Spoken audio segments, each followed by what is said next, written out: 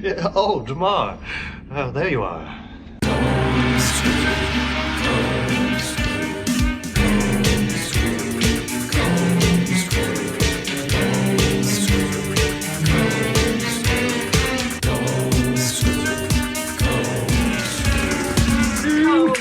Cozy. We just jump right into it. Are we good?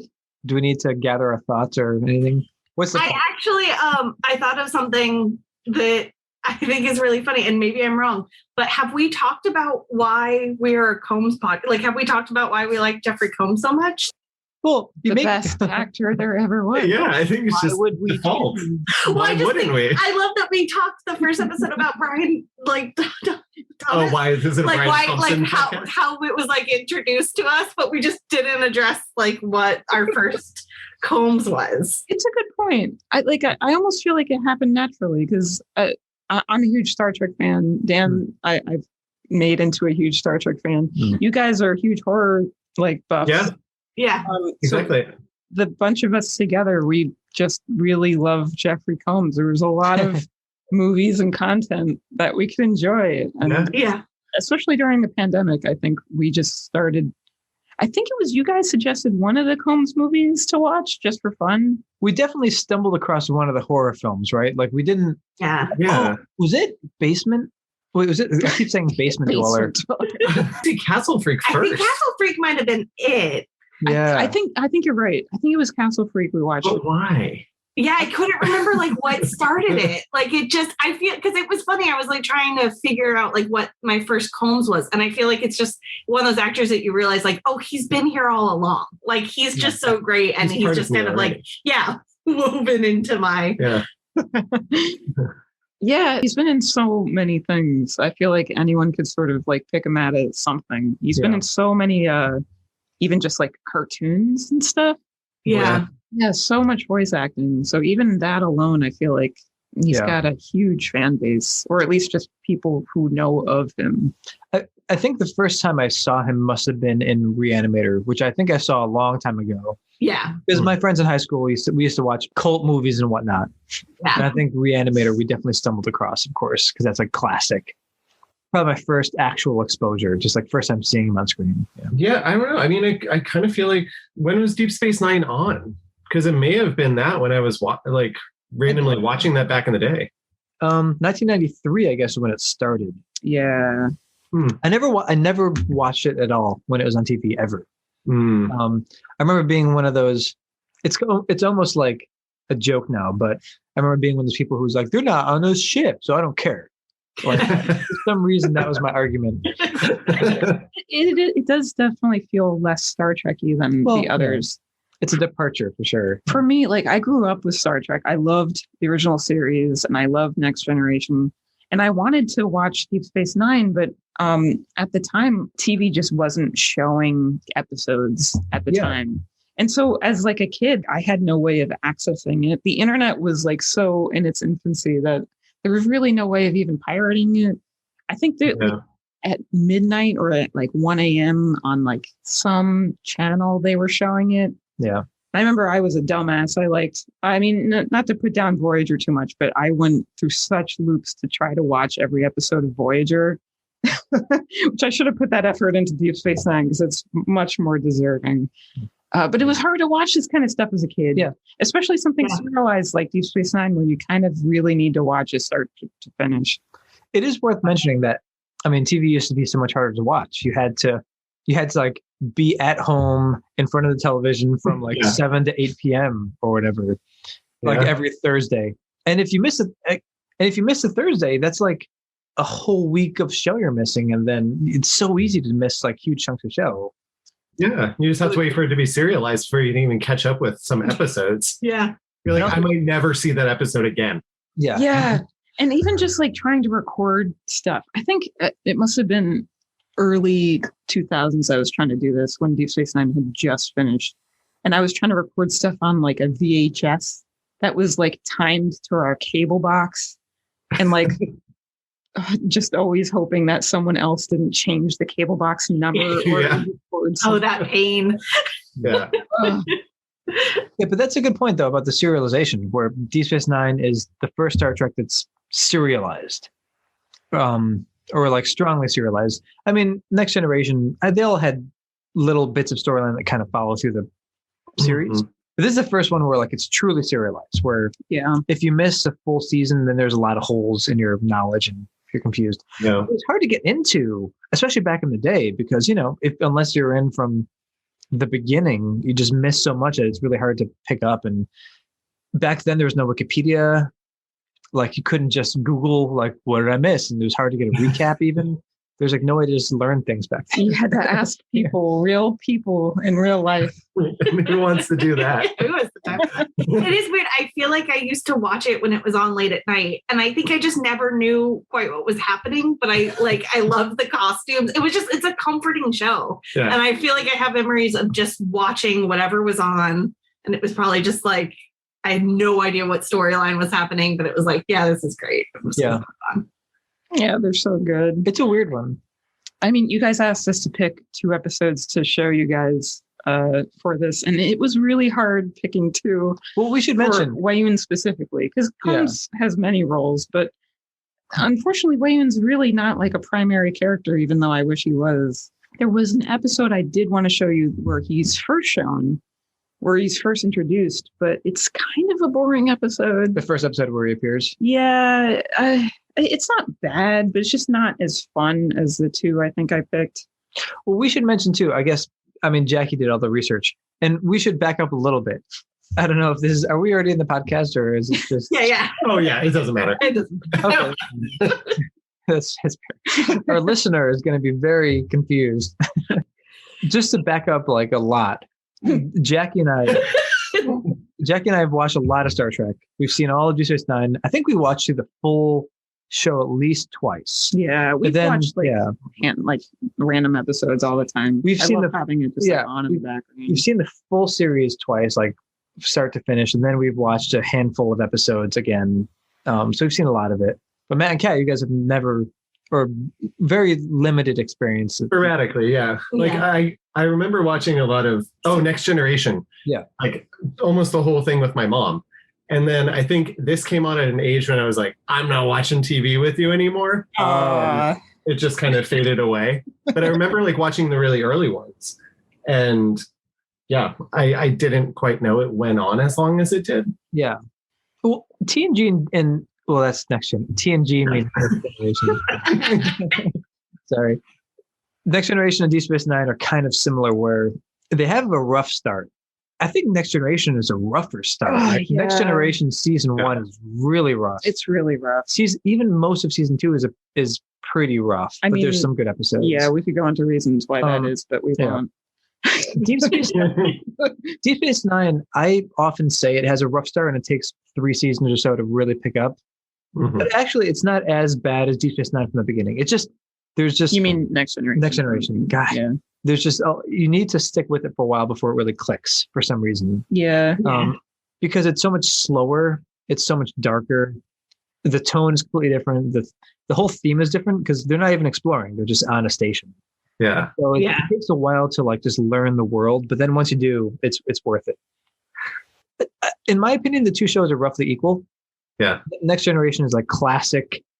It's episodic. Like all the casting is perfect. Deep Space Nine, I think like it has the highest highs of any Star Trek. Yeah. Like when Deep Space Nine is at its best, it's really, really good. But it has like, there's a lot to slog through too. That's yeah. There's some rough patches. There's some rough characters, but the highs are the highest is what I would say. It's true. So the 2 episodes that I chose was In the Cards and Treachery, Faith, and the Great River. And it took me a while to come across those 2 as the 2 to choose. Yeah. It's so hard to choose. So season 5 and season 7 is what we jumped to.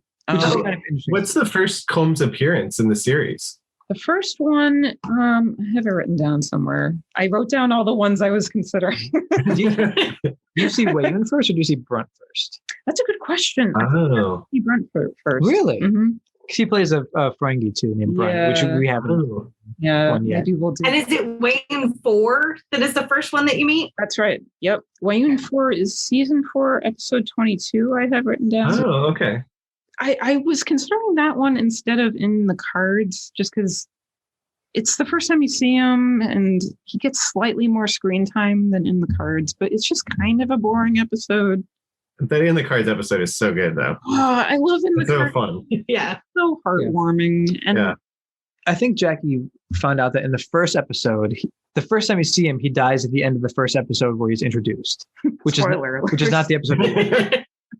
And I guess correct me if I'm wrong, but I guess they didn't intend this to be like a recurring character. They just intended to have this one character, one episode. But then just everyone just loved Jeffrey Combs. He was just so good. Yep. The letters keep pouring in.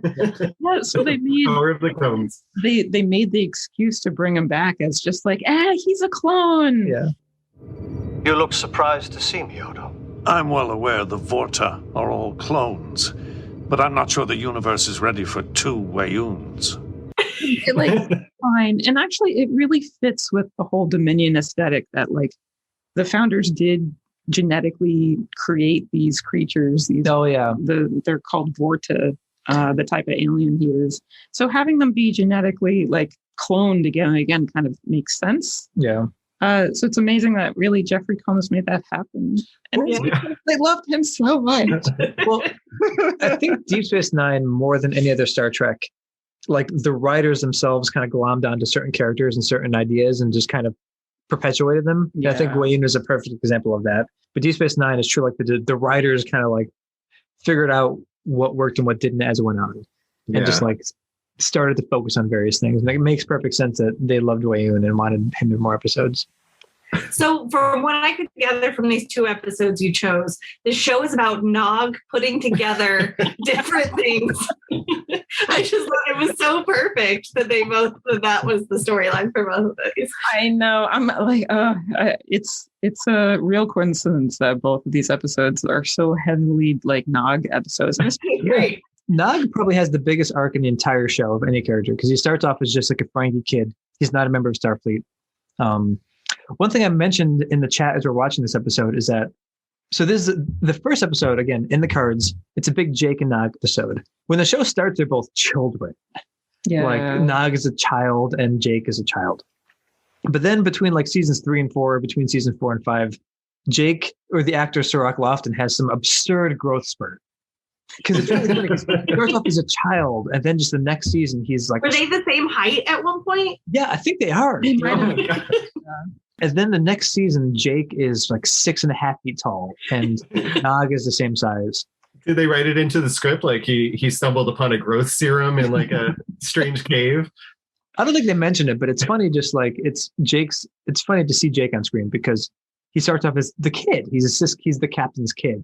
But then the next season, he's like a foot taller than Cisco and a foot taller than everyone else on that. Yeah, and it's not like they skipped a year of filming or something. He just really had a growth spurt. And we should mention too, before we go too far, so Nog, he was played by Aaron Eisenberg. I have the notes in here, and he died in 2019. Oh. And actually, Odo Rene Aubergenois also died in 2019. So That's so sad. Yeah, rough year for Star Trek. Yeah, but Rene, who knows how to say his last name? Does anyone know? Aubergenois. I'm not sure. He was old and he had lung cancer. It's sad. But I guess Aaron Eisenberg, I Googled this because I wasn't sure the details, but I guess he was born with one kidney or something, or he had one functioning kidney, rather. Yeah, which stunted his growth. And he eventually died from it. So it's kind of, So, I'm glad we got to watch these episodes and see, because he's great.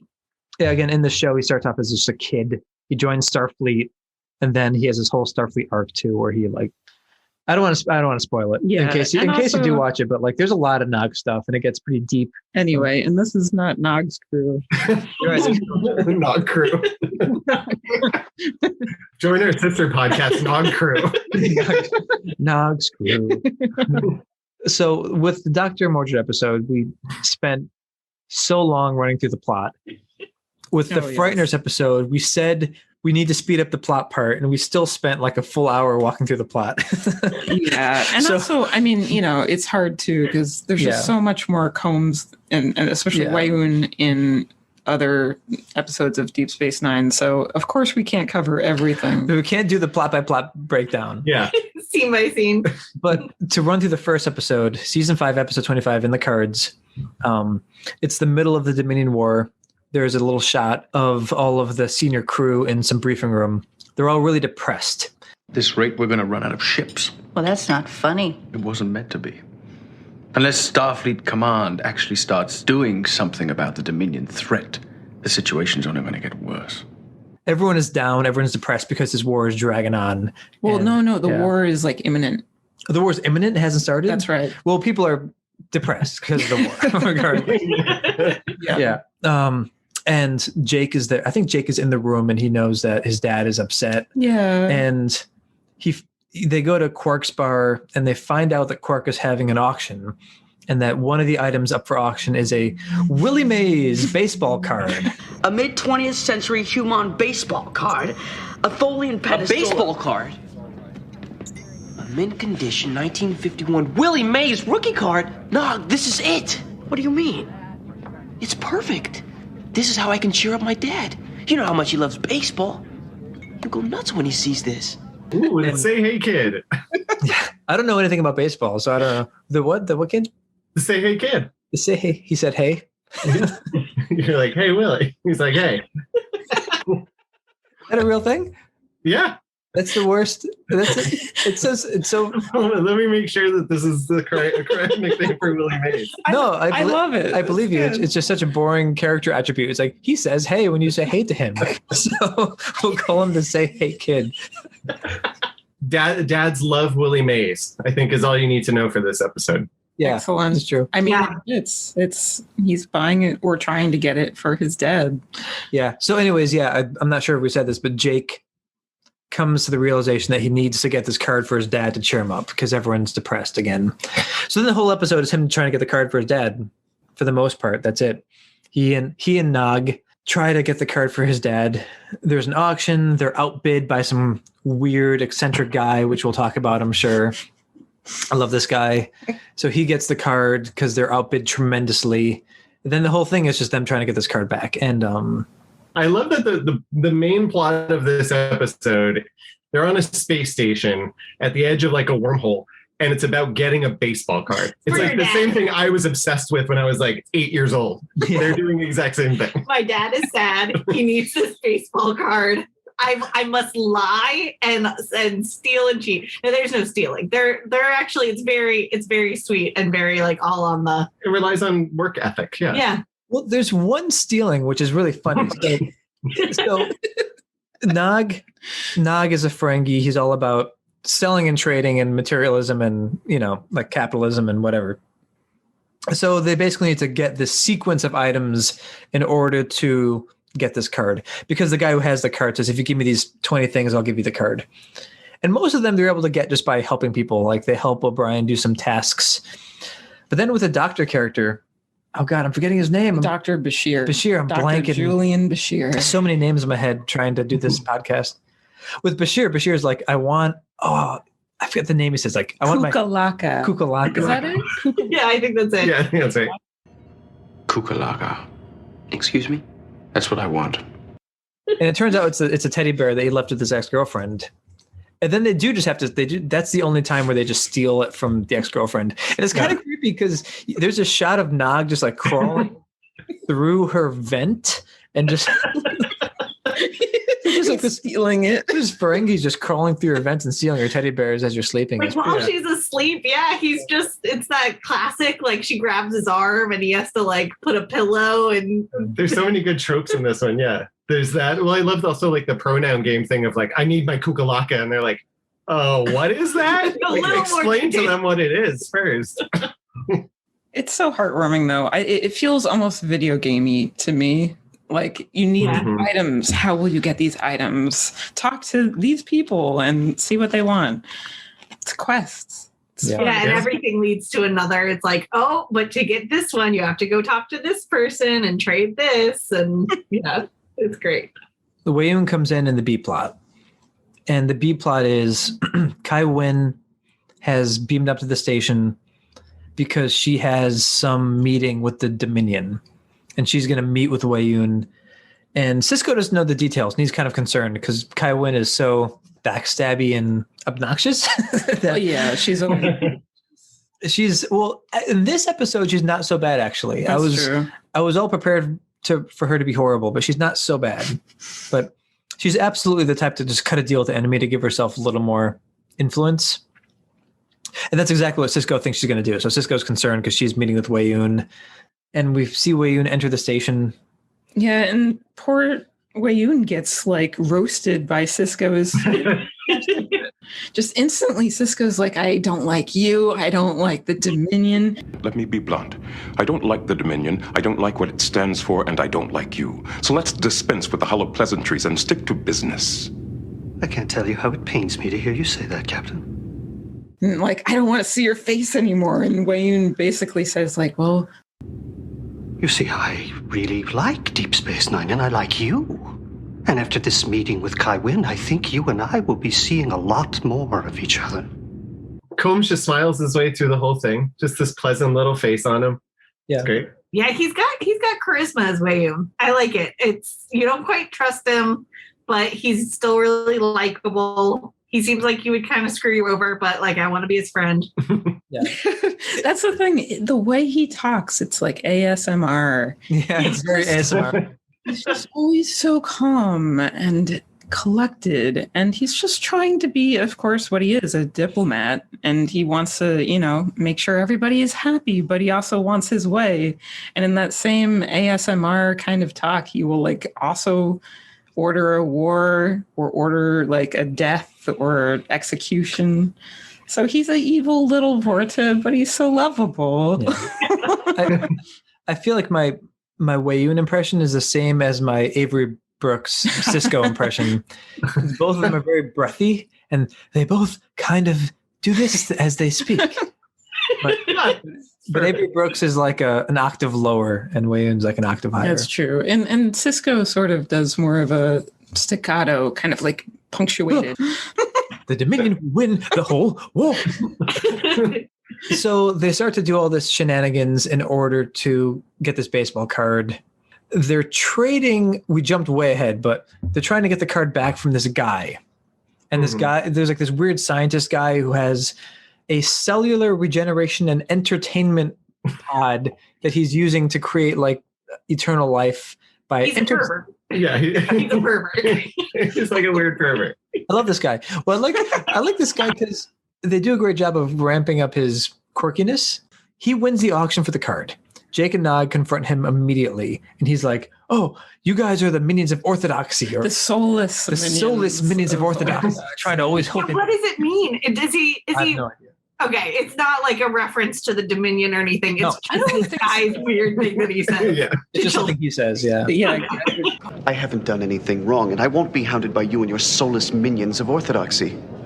I haven't broken any laws, except perhaps the laws of nature. Well, when he wins this auction, it's like a box of stuff, and there's like numerous other things and the baseball card. But he doesn't necessarily need the baseball card. That's right. Yeah, things are kind of skipped over. He's like, "Get away from me! Like, I did nothing wrong." And then he makes a reference to like except for maybe going against the rules of nature, something that's very vague and kind of. Yeah. But then immediately like gets in touch with them again, and it's kind of like, "Okay, I actually have thought of a use for you too." But it is very funny. He's like, "Just get out of here," and then it almost immediately is like, "No, wait, come back. Yeah. I have something for you." So he's essentially building the opposite of a sensory deprivation chamber, which is like a stimulation egg. Yeah, because the body dies if it gets bored. I like this theory that like cells die because they get bored, basically, because they're just doing the same cellular stuff from birth to death. So he lies in this egg for 8 hours a day. I like that. So his cells won't get bored. That's a good little joke that he needs to lie there for 8 full hours in order to make it work. I mean, can you do it while you're sleeping? No, because he says he gets bored after hour 5, which implies he's like awake. Yeah, he's just awake for 8 hours in this egg. And also the guy that casts also like he doesn't look so youthful. He doesn't look old. He does not look youthful. They cast a great guy who just looks like mid-40s, kind of, a little tired. So it's like I like some early baldness happening. Yeah, a little bald. He's bald. And so there's kind of the implication that the egg isn't working that much, but but only via casting. Well, I think he was just getting it started. Yeah. He hadn't, quite gotten everything he needed, which is why he needed Jake and Nog to get all of these ridiculous items for him. And they connect the A plot and the B plot because it turns out that this guy's crazy egg is in the hotel room below Weyoun's. It's basically a hotel room. That's what this is. It's a big hotel, right? The space hotel room. It's in the space hotel room below Weyoun's space hotel room. The habitat room. Yeah. And there's a scene there's one shot of Weyoun just like putting his ear to the floor of his hotel room because he can hear the crazy humming cellular egg in the floor below him, and he's convinced it's some sort of assassination plot against himself or something. What's going on down there? I love that. I love that so much because, like, even in the future, the 24th century, they haven't solved like negating noise between floors. Yeah, it's true. So true. He's like annoyed at the sound, which really breaks my heart because Dan and I are actually facing a noisy neighbor below us. So like this is not solved. We need hope for the future. Yeah. And actually, I love that. That's another plot point is that Nog is listening to music really loud, and there's nowhere for Jake to go to do his thing. Yeah. That would be noise cancellation in space. Does not. They're way behind, actually. And poor Weyoun, actually, his hearing is supposed to be really good. There's another episode. He reveals that his sight is really shitty, but his hearing is really good. He says, weak eyes, good ears. Weak eyes, good ears. And he does have giant ears, so that sort of tracks. I mean, and he does have really thick contacts that he wears. Yet another Jeffrey Combs contact role. Yeah, he must not have an issue with putting stuff on his eyes. I would have a problem with that. I really commend him for that because I wear glasses and I have never worn contacts because even just the thought terrifies me. So I commend him so much for putting those contacts in all the time. He's done it for other roles like Frighteners. Yeah. And I can't imagine how that must be, but he handles it like a champ. And the poor guy, I mean, they seem to sort of malfunction at times. And I find myself trying to like catch if one is sort of going awry. The contacts? Yeah. Yeah, they're such a spooky like blue too. Yeah. They're very alarming. Yeah. Yeah. So I guess we should talk about the design of Weyoun a little bit. Yeah. I view him as kind of like he reminds me of a fantasy elf in a way because his costume kind of looks like what you'd imagine a fantasy elf costume to look like, where it's brown leather and kind of, I think Jackie mentioned like actual couch upholstery. Yeah. But brown, green, leather. He has big elf ears, but they're much bigger than Romulan ears or Vulcan ears, where they go all the way down to from the chin to like the top of the head almost. Yeah. Almost like half circles. And he has like a big, I don't want to say an afro, but like a little tall, puffy hair. Yeah. And no matter what, he wears the same outfit in every reincarnation, right? I think so. Yeah. Yeah. Well, 5 couches have devoted their lives to Weyoun's outfit. So many aliens and so many people wear upholstery in Star Trek. It's funny to see. To pay attention to the costuming watching it again, because you're right. I think Matt and Kat mentioned this. There's so many vests in the show. Everyone's a lot of brown, a lot of vests, and a lot of purple.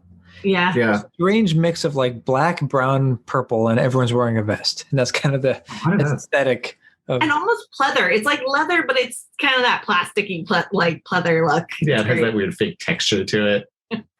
I love Weyoun's ears too, because they're like very ridged inside the ear, and then for an ear hole it looks like someone just took a penknife and just like carved out a circle. Yeah. So like it needed to hear. They couldn't just patch that off. I know a few of the alien cosmetics actually really restrict the hearing. Ironically, the Ferengi ears restrict the actor's hearing most of all, which is really funny. They're so big. Yeah, they're huge.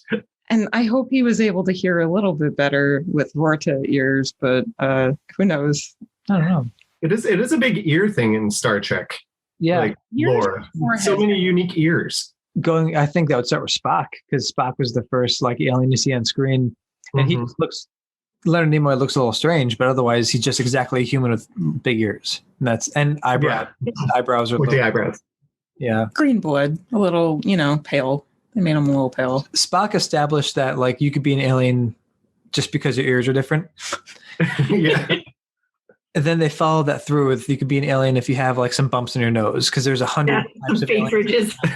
Or you could be an alien and look just like a human, and it's just real coincidence. Who's that? I can't name an alien race off the top of my head, but I guess like Betazoids. Betazoids that's look true. just like humans. Like Troy in Next Generation is supposed to not be human. Oh yeah, and she's half human. Oh, who's the one who has just kind of like the dots? Like Jadzia Dax. Yeah, I know. Otherwise, she's completely human. She just has like some spots. Yeah, she has spots. It's a rash. Yeah. But Jeffrey Combs does kind of skipping ahead to the like second episode, just seeing 3 different like versions of Weyoun. He does a great job of giving each one their own little personality and like very subtle. Yeah, actually Combs has touched on that, and he has a fantastic line in one of his interviews. Quote, "I thought each Weyoun as a different slice of the same pizza, just one didn't have any pepperoni on it." Yeah. Hey. Which is great because that he's eating pepperoni in the second. Yeah. Oh yeah. I know. I love it so much. It's so sweet. The pepperoni scene in the second. Iconic. Yeah. But maybe we can kind of skip through the first episode. Maybe we can skip the end. Because, I mean, it's just to get into the next episode, because there's a lot more Weyoun in the second episode. Yeah, there's definitely more. They do all this wacky stuff to get the Willie Mays card. And then it's very touching where there's like a last scene where you see that everything they did actually made everyone happier. I'd never seen so many of my crew depressed at the same time. But for some reason, it now seems as though a new spirit has swept through the station, as if someone had opened a door and let a gust of fresh air blow through a musty old house. Why this is happening, frankly, is a mystery to me. You see O'Brien is happier because he got to go kayaking, and you see Worf is happy because his Klingon opera has been fixed, and of course Sisko is happy because he's the baseball card. Even in the darkest moments, you can always find something that'll make you smile. But then I like that they touch this with like the one sad thing where you see the character who's, I forget her name. Lita, yes. The one who had her teddy bear stolen. And you see her just like looking for a teddy bear, like, where the fuck is my teddy bear? Well, it wasn't really her teddy bear. It was Julian Bashir's. That's true. I would wake up. If someone were trying to pry a teddy bear out of my arms, I would wake up. Yeah. Just saying. That's why nobody takes your kukulaka. That's why my kukulaka is safe. Yeah. It's a cute episode. Yeah. Yeah, it is. it's very really cute. sweet. And it's cuter. It's sweeter too once your brain is fully broken and you've really gotten into the Star Trek stuff. Apparently, there was actually a very close connection between the actors who played Sisko and the actor who played Jake. Because again, when so Avery Brooks plays Sisko and Sirach Lofton plays Jake, and Jake did start when he was like a kid. Yeah. Mm-hmm. And I guess like they actually had like a very, very, very close bond on set, and like it was a real like actual father-son relationship like towards the end of the show. So it is very sweet to see an episode where it's just Jake trying to do something nice for his dad and seeing it work out. Yeah. Aww. Yeah. Touching. Well, to finish this episode off, because there is a bit more Weyoun at the end. Oh yeah, of course, yeah. Weyoun confronts Jake and Nog because he realizes that they're kind of meddling with everyone on the station, including Kai Wynn, that he was dealing with. So he feels like for some reason it's okay to just beam them onto his ship. Very rude, but he confronts them, just asking like what they're up to. And they give like the honest answer that they're looking for this baseball card. And originally Weyoun doesn't quite buy it. So for some reason they come up with this like crazy idea that Willie Mays is like a time traveler. Which can't be disproven. I mean, you never know. Maybe he was really good at baseball. Why? Yeah. But Weyoun doesn't buy it. I believe you. You do? Yes. That is, I believe your first story. That you're two innocent boys trying to give a gift to Captain Sisko. Because Weyoun is, very smart. He's a diplomat. He sees through lies. I love that he's like, oh, okay, so I believe you. You're just some dumb kids. Like your original story that you're dumb kids totally checks out. That makes sense. This is a funny episode because all the villains are humanized a lot in this episode. Yeah. Where Weyoun actually comes across as very nice because eventually, as you just said, at the end, he's like, oh, I see. I believe that you're just kids just trying to help your dad. He sends him right back. He gives him the card. And then he even gives him the card. He gives him the card. Then you even see him just trying out the guy's cellular egg chamber at the end. Yeah, like he made. Oh yeah. And it's very friendly. And also Kai Wynn is usually much worse. Yeah, usually she's just a huge asshole. She's usually intolerable. Like you see her on screen, you're just like, oh God. She really has that energy. She's calling the cops on people, the space cops, if someone Absolutely. But even she gets fairly treated in this episode because Weyoun offers her some sort of non-aggression treaty where, he says, join the Dominion and, you can be independent. And she considers it, but then Cisco just tells her it's like, you can't do it. And like what you should do now is stall for time. Just tell Weyoun that you need to consult with your council and back on the planet and just stall for time until we know what's the best course of action. And she touches Cisco's ear and she's like, okay, yes, I'll follow your lead. Yeah, but then she touches Weyoun's ear as she's sort of telling him that we want to stall. Well, Weyoun says like, oh, I think we have very much in common. I think we're very much alike. Mm-hmm. And then she touches Weyoun's ear and says, no, we are nothing alike. Nothing at all. Which is really great. Yeah. It is great, yeah. I wish we would have lingered more on him and the egg. Yeah. I wanted to see him come out of the egg if he was a believer in the egg. Yeah.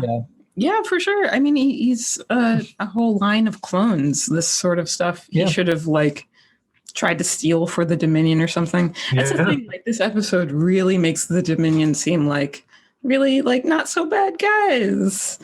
Yeah. They're just conniving and taking anything, and especially Weyoun will do anything as long as it benefits the Dominion and his godly founders. I guess this takes place before the war really starts. That's right. So, well, that's why everyone's upset. They know that the war is just about to happen. Yeah, they're very upset. They know that Deep Space Nine is going to be at the center of this war, and they're just real bummed. One downside of the show is there's so much Deep Space Nine. This was season 5, episode 25. But when I saw that number 25, I said, fuck, 25 episodes in a season? Each one's an hour long, and this is season 5. This is so much television. There's too much. Yeah. Since we did watch it during the first of the 2 episodes we watched, I forgot how great that intro is. Yeah, the theme of the show is so good. It's instantly transportive. It's so epic and life affirming. Yeah. Love it. Very serene. It's very slow, yeah. The Next Generation theme is very Indiana Jonesy. Well, yeah. Real tempo to it, But this is much slower and more contemplative, which I guess matches the show to some degree. Yeah. Good, yeah. It works great. I didn't used to like the theme, but now I like it a lot. But you mentioned soap opera E and relationships. And the next episode begins with Odo just massaging Kira. I was not expecting it. Yeah. No. Whenever we rewatch it, I don't love the Odo Kira romance. There's a lot of that, actually. Believe it or not, there's a whole Odo Kira romance thing that takes a long time to pick up. It's weird. Well, it's weird because Odo, even once you get used to the character and like the character, he's just kind of visually disgusting and still looks like an old man. Wow, what the fuck? I mean, there's some uncanny valley about his face. It's human, but it's not quite it feels like a dream person. You'd wake up and be like, there was a person in my dream, but it didn't really look like a person. I couldn't remember any of their features. They were just all kind of melted together. I'm kind of unclear if you're a shapeshifter and someone asks you to give them a massage, your hands just turn into molten gold and just smear over someone's back. Well, that's their default form is the weird honey syrup type of color translucent thing. Yeah. Okay. Liquid. Yeah. It was a good effect for the time. Yeah. It's true. And also, Weyoun would like kill us all for saying anything horrible about the founders. The founders. Oh, it's so true. I love how Combs does the sort of head bow and he like lets his arms out and his palms out when addressing the founders. Like he's so subservient. I don't know if he was the first Vorta to like act that out or not. I imagine he was. Yeah, he must have been. I think he's the first Vorta you see, period, right? No, that's He's not true. No, there was a lady Vorta, which actually she's all kinds of crazy. She's got like telepathic powers, and she's the only Vorta that has them. Yeah. Wow. I feel like they didn't quite know the Vorta thing at that point. That's the only one that's a clone of the Vorta? I think it's later explained that all of them can be clones. I think it's just like if the founders really like a particular one, they'll just, clone a whole bunch. As far as I was aware, I don't know if it's explained. Clarify if they have them like clone just ready to like boot up, or is it something that they just like make a full size clone? Why is there not a full spinoff of just the Vorta? I want just like 18 different Combs clones. Yeah, absolutely. Yeah. Combs house. Yeah. I think we were talking about this when we were watching it, but yeah, Star Trek fans have really wanted just like a whole episode that is just like nothing but Jeffrey Combs. Yeah. Whether it's like, him playing Weyoun's, a ton of them all in like the same room, or if it's just all of his iterations of the characters, or just every character just happens to be Jeffrey Combs. Yeah. We talked about this at the very, very, very beginning, but I feel like this was when I became aware of Jeffrey Combs. It was just by watching all it was mainly Deep Space Nine. Seeing the Weyoun character, learning it was the same character, the same actor who plays Brunt, which is a Ferengi guy. I feel like that was the first time I became aware of the name Jeffrey Combs. Like, he plays in both. And then did more research and learned, he's the guy from Reanimator and the guy from this, and he's in a lot of stuff. I feel horrible because I've been to a lot of Star Trek conventions as a kid. Oh, was he there and you ignored him? Yeah. No. Well, I went when I was really young and had only seen like original series and Next Gen. Yeah. We need a Willie Mays time travel machine. I know, right? Yeah. Come on, Willie. Hey, Willie. Help us out. So my favorite Weyoun is definitely 6. Yes. He's got that soft Jeffrey Combs energy that I like. Mm-hmm. He's just a pacifist. He just seems like a nice dude to hang out and eat. Was it pizza? Is he eating pizza? He's literally, they show him just like kind of sucking on a pepperoni, but there's something in front of him that looks like a pizza you would get in an elementary school or something. Yeah. It's replicated pizza that he's eating with a chopstick, I think. And like we need to give a synopsis of the episode though. Odo is going to investigate some claim that some Cardassian general who they thought was dead wants to talk to him about something, and he thinks it might be a trap. And sure enough, he's being lied to. He goes there by himself because he was told to go by himself, and he is greeted by Weyoun. Jeffrey Combs. He pops out from behind a rock. He does. And Jeffrey Combs apologizes for lying. He says that basically he's like a defector from the Dominion. Aren't you being a little paranoid? Of course I'm paranoid. Everyone's trying to kill me. And he wants to help Odo because Odo's a founder, and he thinks that the Dominion's current course, their warlike course, is not good. He thinks that they're going to kind of burn themselves out with war, and so basically he agrees to help. He wants to help Odo and the Federation, and he's willing to trade all of his knowledge and just go with Odo. And then this is when I think we might find out for the first time that there's a bunch of Weyouns, possibly. Or no. He explains that there's clones earlier. But this is the first time we see more than one at once. That's right. Yeah.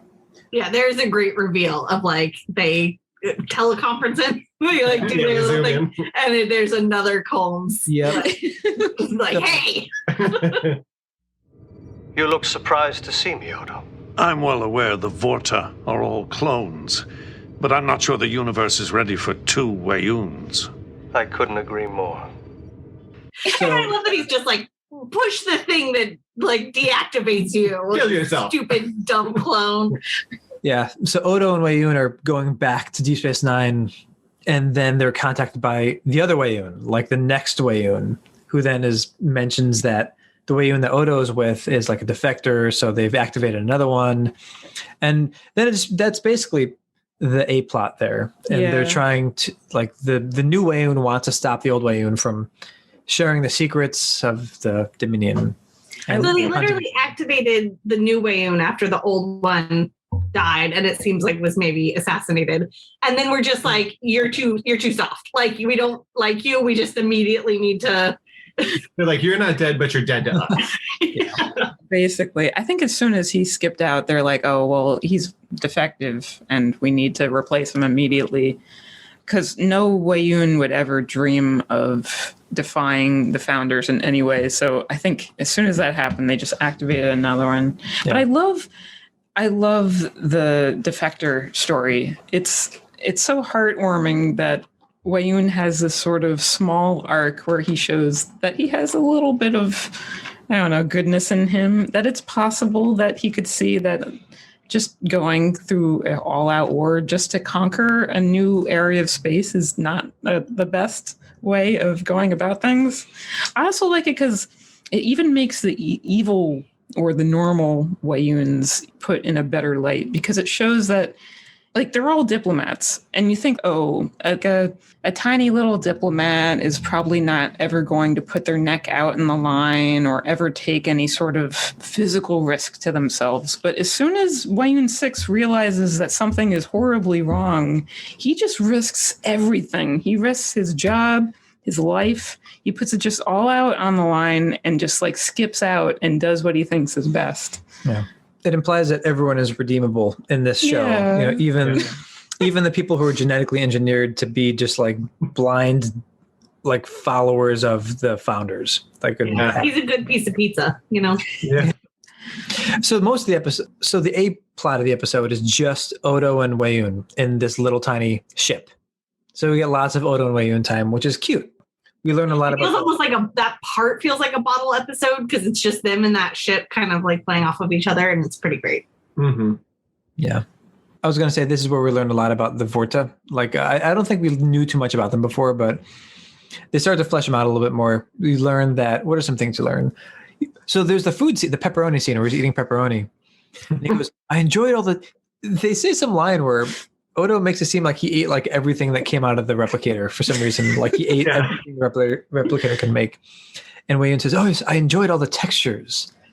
Yeah. And then they reveal that like they don't have a sense of taste at all. Like they can only taste textures. Which is like weird with like COVID times too.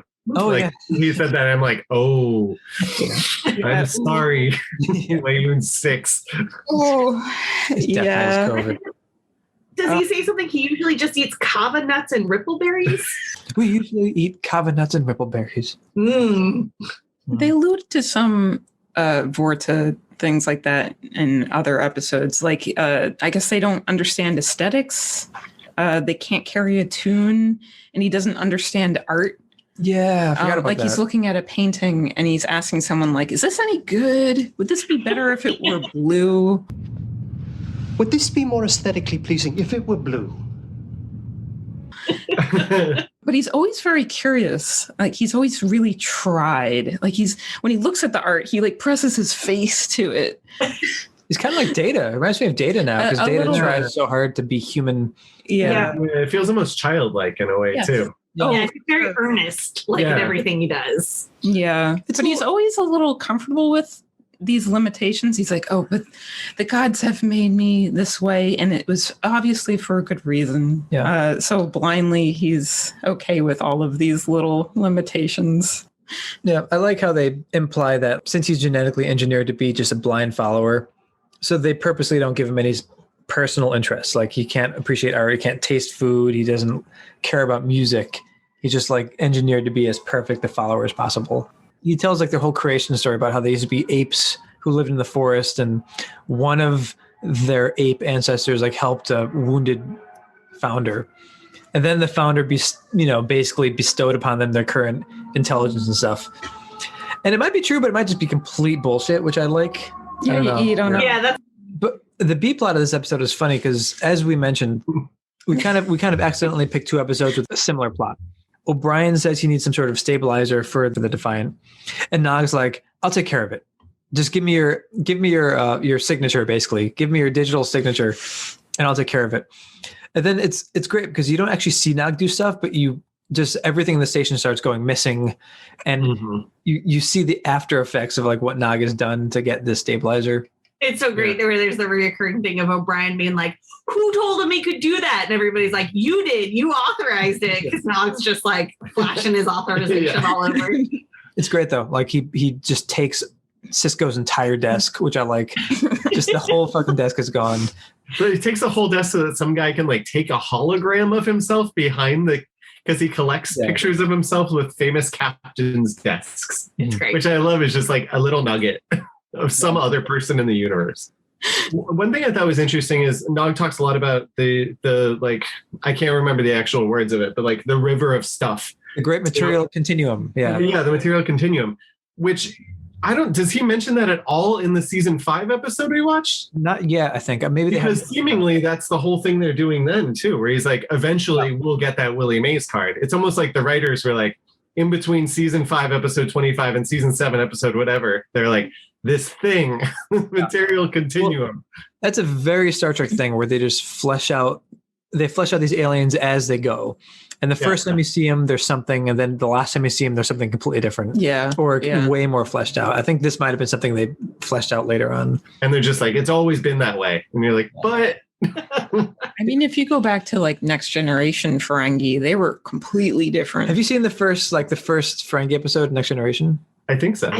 But they were just warlike, and they had whips that they attacked with. Oh yeah. That's their big thing is that they just snarl and they hit you with whips. And that's like I think I was kind of confused going into this. Like it's a very different feeling, a very different vibe. So they start off as like snarling creatures that whip you with these like lightsaber whips, which is really funny actually. Like glowing. And then at some point they kind of turn Ferengis into just like a criticism of capitalism because the Federation is all like beyond money, but the Ferengis are still all money. Well, you're beyond money until you need to buy a Willie Mays baseball card, and then he runs you. Yeah. They handle it really well though, because like they could just make them into like just the evil capitalists all the time. But there's a few moments where the Federation is having all out war or like fighting and killing people. And the Ferengis want nothing to do with war or killing in any aspect. And they're like, well, do you want that or do you want to like negotiate with money? Yeah. It is like an interesting point. At least like they're not made as like pure evil capitalists. Yeah. I would say the theme of this episode is faith, because like there is the scene where Nog, he's doing all of this crazy trading stuff behind the scenes. He's ruining everything. And he explains the whole material continuum. But to him, it's a matter of faith. Like it's not even money. It is money, but it's also faith, where he says like, oh, you just trust yourself to the continuum. And it's really interesting because it's kind of like they're almost humanizing capitalism in a way. Yeah. Where the show does tear down capitalism, but then the way he presents it is like the universe is unbalanced. Like there is inequality. Mm-hmm. There's too much of stuff here and too little of stuff here. And through this great material continuum, like through bargaining and whatnot, like you equalize everything and you give everyone what they want eventually. But to him, it's a religion. And he's like, you just have to trust in it and like, just trust it and it'll work out. And it does. Yeah. And the same is true of Weyoun, where he just has blind faith in the founders. And sure, kind of. I would say the theme of this episode was treachery, faith, and the Great River. Oh, wow! That's the name of the episode. Oh, very nice. Oh, I forgot the faith was in the name of the episode. Yeah, it definitely is. That's a little heavy-handed, isn't it? Well, and it comes. I mean, that's the Weyoun kind of the way that like Weyoun 6 goes out. It was a nice moment of like kind of that faith in what Odo gives him. Like, and they both of these episodes really hit the emotional kind of landings really well, where it's such a short period of time and us coming in not having all of the backstory. I was still moved in each episode. Oh yeah. Well, I think that last thing of like when the last time you say Weyoun 6 in this, and it's like he's looking up into the eyes of his God that tells him that he's blessed as he dies. You're like, that's a pretty big experience for someone. Like, it's nice that he was able to offer that to him. Yeah. I know, Jeffrey Combs. Will you give us your blessing? Yeah. Yeah. We'll say too, this is a big Odo episode too, because like this is when you learn that the founders are all getting sick. Yeah. He doesn't have the disease yet. There's a lot more in that later on, I think. Yeah. So that's what was happening when that woman came in, and he's like, "What's the matter with your face?" And she kind of like sucks it back in. I love it. Was such a part of it. Yeah, there's so many people just like, did you see that lady and how bad she looked? Yeah, she looked terrible yesterday. And you're like, leave that lady alone. I love that Damar's exact quote was like, "What's wrong with your face?"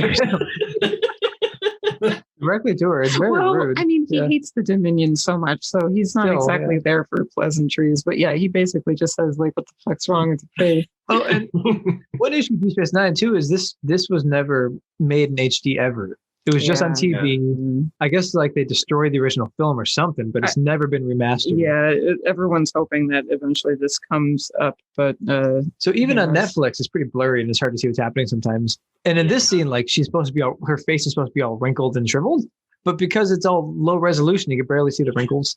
And Damar's just like, why do you look like shit? The wrinkles go away, but you can barely see it on Netflix. Damar's something I'd really love to talk about because he's great. That's the Cardassian guy who's with Weyoun. Out of all of Deep Space Nine, I think Damar is my favorite character, and I know he had like the tiniest role in this episode. I'm glad that at least you guys were able to see a little bit of the Weyoun Damar relationship, because they have this real odd couple relationship where they really do. Both hate each other so much. And in this episode, it's alluded that basically Damar killed Weyoun 5 in a transporter accident. Weyoun 5 was a great man, a true patriot. His death in a transporter accident was most unfortunate and still under investigation. A very thorough investigation that has found no evidence of foul play. And he's like, "Oh, it was just it was just coincidence that I didn't join you on that transporter pad. It's just a horrible mistake." Yeah, I mean, he's basically like, yeah, I was real lucky. Like, wink, wink. Like, he seems like he's like, we both know I did it. Let's just move on. Yeah, you want some of this drink, this green liquid I'm drinking? Yeah. Yeah, I love... There's so many characters in the show. He's always drinking Kanar. It's sort of a metaphor for Damar ignoring the horrible things that he's putting up with. He just keeps drinking Kanar, and he even offers it to Weyoun when Weyoun's making a horrible decision to kill his founder. He's like, "Oh, kill your founder. It's going to be okay. Hey, do you want some Kanar? You should really have some." Every time I watch a show, I just forget how much there is of it. There's way too much. There's always just way too much. Yeah. I know. I feel bad that like we're devoting so one many characters, episode, even to just Weyoun. Like maybe we'll have a Brunt episode at some point. We need a Brunt episode. Yeah. It's the Jeffrey Combs Frankie character. There's just so much. It's But plot wise, we should say that this episode ends with basically Weyoun and Odo were trying to escape the Dominion. There's no escape. They're just being chased by these 4 ships, and they're in this little tiny runabout. They have no chance of escaping. And so Weyoun just decides to kill himself so that they'll stop chasing them, because if he's dead, he can't share the secrets. Mm-hmm. But like he touches his. I like the little detail that they all have some sort of suicide chip in their brainstem. Like all Vorta, I have a termination implant in my brainstem. Prove your loyalty to the founders. Activated. The only founder I'm loyal to is Odo, and he wants me alive. Yeah. But it seems like easy to accidentally hit. Like, he did it so quickly. It was just like, boop. Yeah, like what if you're just massaging your neck or go to a massage parlor and someone like, just accidentally. Well, and like it's one of the saddest lines too, where he's like, they say this is supposed to be really quick and painless, and it's not. Like, why is it not? Why wouldn't you just hit it and immediately because it takes a while. He like shuts down. Oh, it's very upsetting. Well, and it's like the only proof that the other Weyoun gets is that he's like, I did the chip. And I did the little ear thing, so I'm dying now. Yeah. And he's like, okay. I thought it was going to be a fake. Yeah, I thought it was going to be a fake out. He was going to live in exile somewhere, but no. It's really gone. I love that detail that he thinks it's going to be an instantaneous death because that's what he was told, but instead it takes a while. And it's just it's a little extra detail about how much they're lied to by the founders. Yeah. Again, I think their whole backstory is bullshit. they're genetically engineered not to be able to taste or enjoy art or anything. And then even their suicide chip is like shitty. Lie to them. They say voluntary termination is quick and painless. I'm afraid it's not true. It's a great little detail where it's like, wow, the founders really don't give a shit about these guys. They're just expendable. Yeah. Because, they are expendable. They're That's just the whole point. using them. Yeah. It would have been great, right as he's going, if he was just like, I can taste now. And then that's it. Yeah. But Jeffrey Combs nails this scene. Oh, yeah. It's for so sure. good.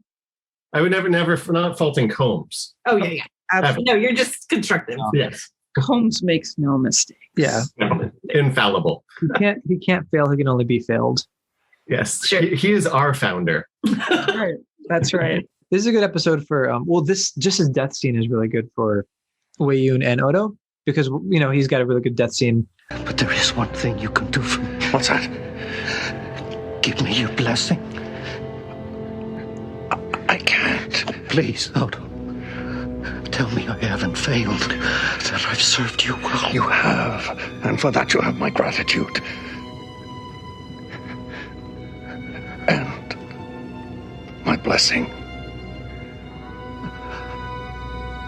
But then Odo also has to be the good bedside nurse, where as William's dying is like, give me your blessing. And Odo's like, oh my God, I don't want to give you my blessing. He really is just like, I'm not comfortable with that. That's not really how I see myself. But then, And he realizes this guy is dying and he thinks I'm his God. So the least I could do is just say, you have my blessings. Just say those words, Yeah. It is touching. It's good. Yeah. It's a good scene. Yeah. Is it Weyoun 7 and who's the other guy? Damar. It really is a very cool little room with light art that they're just hanging out in. The colored lights are like the Cardassian. It's the Cardassian logo and it's the Dominion logo. And it's really funny. One funny thing about Star Trek is that they treat the races as if the races were a country. Even though Yeah. So the Cardassians have their own logo, which is funny because it's imagine a logo for humanity. That's on the wall. They made one. It's the Federation logo. But that's not the logo for humanity. It's true. I guess it is. I mean, is that the Space Force logo? Yeah, kind of. Yeah, unfortunately. I guess that's a good point. But yeah, it's the whole station they're on is supposed to be a Cardassian station or an ex-Cardassian station. It used to be Cardassian owned, and then that's right. That explains kind of the shape of it and such. Yeah, it's supposed to be the lighting too inside is supposed to be a little dark. Well, that's another Dr. Mordred connection where it's dark and brown, but then there's also neon. So yeah. There you go. Weren't there some other Dr. Mordred connections to this? The first episode we watched, the guy who basically wanted to, I guess that wasn't Dr. Mordred, sorry. It was past Combsy and a Dr. West, exactly. A Herbert West, yeah. To live forever. Yeah, he's an immortalist. Well, I guess that's kind of From Beyond too. Yeah. That whole thing was to unleash your blah blah blah and stimulate your brain glands. Yeah. And Mordred's blue kind of bodysuit would fit right in. Everybody is in just real kind of uniform, but it's loungewear and everything looks a lot of them look pretty soft. And well, I do like that because it does feel like this evolved thing. Eventually the peoples of the universe and stuff are you know what, we should just be really comfortable. We should dress ourselves in tapestries and upholstery. Yeah. I don't think upholstery feels comfortable, but once I feel as soon as you move beyond capitalism, you just start to wear pajamas all day, and that's that's a Star Trek thing. It's enlightenment. Yeah. I feel there was another Mordred. Just a lot of references to metals. Yes.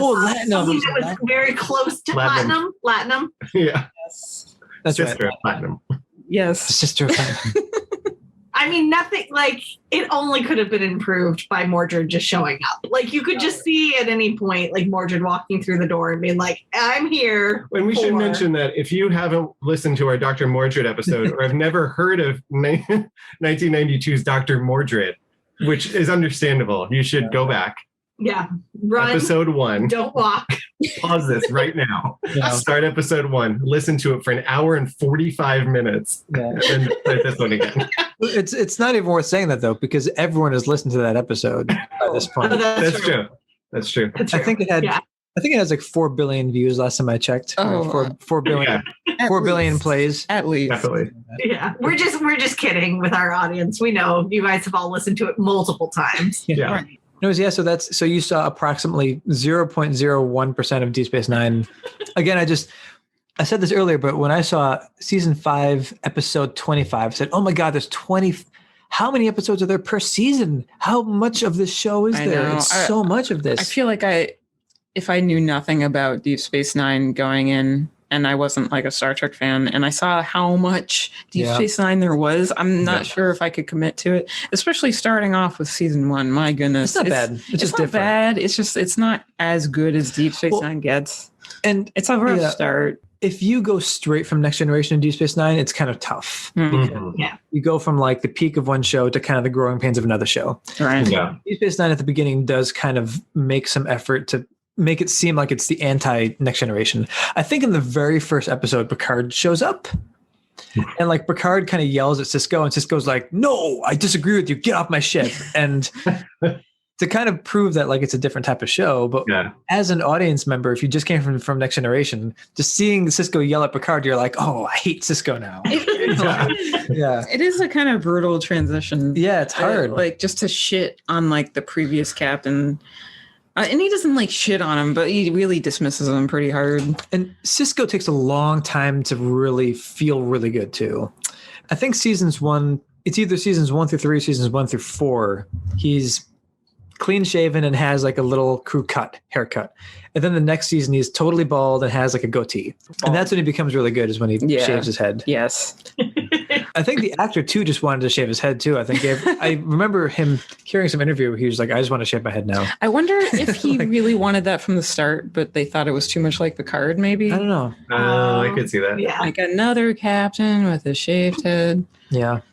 Well, shows like this are so hard to get into later when there's like hundreds and hundreds of episodes. Oh my God. You know, and I feel like there's kind of that joke whenever you recommend stuff to someone, you're like, "Yeah, you should watch that season. It gets good in episode 8." And you're like, but if you're like season 4, you're like, you have to sit through 100+ hours of television, and then it gets good. But if like you start from the beginning, it's a lot easier to kind of like wean yourself, and then it gets good, and you're like, yeah, for sure. And again, this doesn't start off bad, really. Next Generation starts off bad. This doesn't start off bad. It just takes a while to kind of get into it and just know what it's about, I think. Yeah. Because eventually this does build to like an epic war story with just like 4 different massive alien races, or maybe even more than 4. My God. Yeah. There's like the Federation, there's the Klingons, the Romulans, there's the Cardassians, and then there's Dominion. And the Breen. And the 5. And there's at least 5 major powers in this war, which lasts for like seasons long. Yeah. And like so it gets pretty intense. And it's really good. And to bring this back to our boy Combs, I feel like the character Weyoun really lets Combs go nuts. Because, I feel like it helps him show his range, because Weyoun is very reserved and he's very quiet and very serene, but he definitely goes off when someone pisses him off. He just really like shouts and yells, especially if someone like says anything bad about a founder. Or on the other hand, there's like a few scenes where Weyoun is like experiencing a game and he's like, "I love games." Yeah. That is Stavo, isn't it? I don't know why you insist on playing this ridiculous game. I like games. It's fun to see just Weyoun pop off like that. Yeah. Our boy Combs just nailing it every time. I was going to say it reminds me of Dammers from Frighteners, where it feels like they cast Combs. Yet again, he brought so much to the role that they were like, "Well, let's just leave all this in and let's just rewrite our whole thing just so that we can keep this going." It is an immediate thing. Like you kind of want to know more. I feel like he has like a real like charm and kind of charisma too that's really interesting. You're immediately just like, who is this this person, and then it's so great that there are these clones and they're all different. Like I would kind of watch a show that's just about him. Mm-hmm. Yeah, I think as an actor, he does a really good job of kind of building a backstory for himself that you don't really get to see sometimes. But there's either like seething under like his, calm demeanor, or there's like some joy that's hidden by something. It's complex in that way. Oh yes. It always, I think, very early on when we started this Combs Crew thing, we mentioned Bruce Campbell and how like Jeffrey Combs almost feels like the yin yang of Bruce Campbell in a way, where they have some similarities. Mm-hmm. They're also kind of opposites, where Bruce Campbell has like this alpha male energy and like nothing below the surface. He's just like this goofy alpha male. Yeah. Mm-hmm. And Jeffrey Combs is the opposite, where he's got like the beta male energy and not much aggression, but like there's more. It feels like there's so much beneath the surface, He keeps his cards hidden sometimes. And then when he flashes them, you're like, oh, like you had a royal flush. Yeah. All of his characters are all over the place, but they're always very intelligent, at least in some way. Even Dammers, he's very intelligent in his own way. Yeah. I want to see him play a dumbass. I want to see Jeffrey Combs just play a total dunce. I mean, we haven't seen everything he's done. He's done so much. It's possible he's done. I know. There's so much that. Yeah, I actually am looking forward to when we do rewatch Castle Freak, just because I feel like that was so early in kind of our Combsing, and that is such a kind of unhinged, like deranged performance. But it's like, I feel like it's still he brings a lot to that, but it's going to be weird like watching something like this or like some of these other roles that are a little bit like more kind of what I associate him with. He's a guy in that one. He's bad news bears. Well, that one is kind of like he is kind of Bruce Campbell-y visually, right? Doesn't he have like a torn shirt and yeah. At the end, he's like bloodied and he's got the. He might be missing a sleeve or something at some point. Yeah. Yeah. I remember him being a little pervy too earlier on, but he does some. That's a bad. There's some upsetting parts of it. Yeah, there's some troubling scenes in the old Castle Freak. I feel like it's going to be like slightly weird to see him doing stuff where it's like, Combs, no, what are you doing? Yeah. Of course, he does an impeccable job. That's true. Of course. It just makes it so believable. Yeah. So it sounds like we're done, right?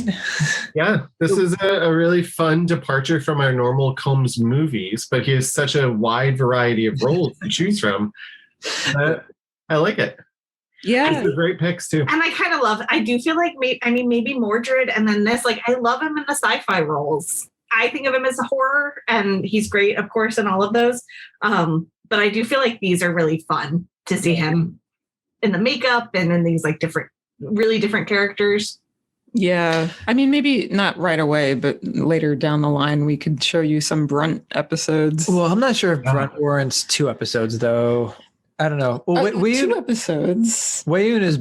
Weyoun is a have more interesting character than Brunt. We'll say that right away. I'll agree with that. It's fine. Maybe a short little episode. Yeah, maybe 1 Brunt episode. Sure. Maybe we can have. I see what you mean by 2 episodes. I thought you meant like 2 podcast episodes. No. We'll do a double Brunt. 4 hours of Brunt dive. Yeah, maybe we'll show you just like 1 Star Trek episode. Yeah, I'm saying I'm not sure if it's worth watching 2 Deep Space Nine Brunt episodes back to back. I have one in mind. It's one of my favorite episodes. Oh, the Magnus and Frankie? Yeah, that's good.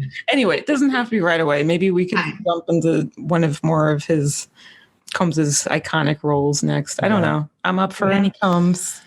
So I had a question for you guys. Like, of these 2 episodes, what was your favorite part of the episodes? Jeffrey Combs. It gets funnier each time. It gets worse each time. How could it get worse? We're perfectly synced up every time.